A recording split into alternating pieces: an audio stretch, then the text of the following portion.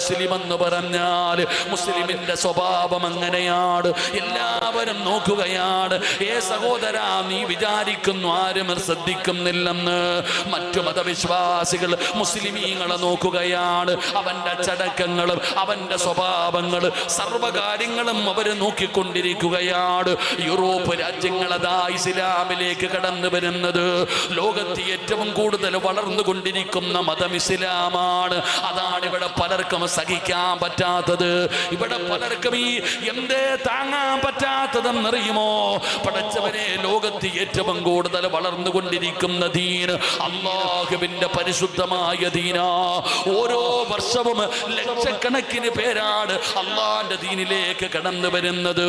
അതിന്റെ ബേജാറാടോ, അതിന്റെ ബേജാറാ ഇന്ന് നമ്മൾ അനുഭവിച്ചു കൊണ്ടിരിക്കുന്നത്. അതുകൊണ്ട് എൻ്റെ പ്രിയപ്പെട്ടവരോട് പറയുകയാണ്, നമ്മൾ അച്ചടക്കമുള്ള സമുദായമാ, നമ്മൾ അനുസരണയുള്ള സമുദായമാ. നബി തങ്ങൾ പറഞ്ഞല്ലോ, മുസ്ലിം എന്ന് പറഞ്ഞാൽ ആ വാക്കിന്റെ അർത്ഥം തന്നെ അനുസരണയുള്ളവനെന്നാ. അതുകൊണ്ട് എൻ്റെ പ്രിയപ്പെട്ടവരോട് പറയുകയാണ്, ഇന്നത്തെ ഉമ്മത്തിന്റെ ജീവിതം വളരെ സങ്കടകരമടോ. എല്ലാം അടിച്ചുവിട്ട പട്ടം പോലെ പറന്നു നടക്കുകയാണ്.